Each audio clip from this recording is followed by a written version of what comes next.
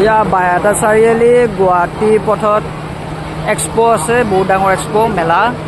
সৰু সৰু বাচ্চাৰ খেলা বহুত বস্তু আছে, আপোনালোকে আহিব পাৰে, টাইম স্পেণ্ড কৰিব পাৰে।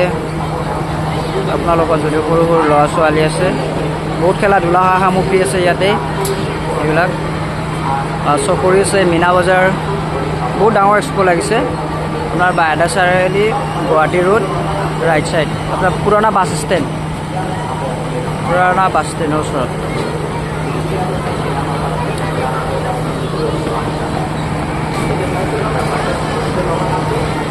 এয়া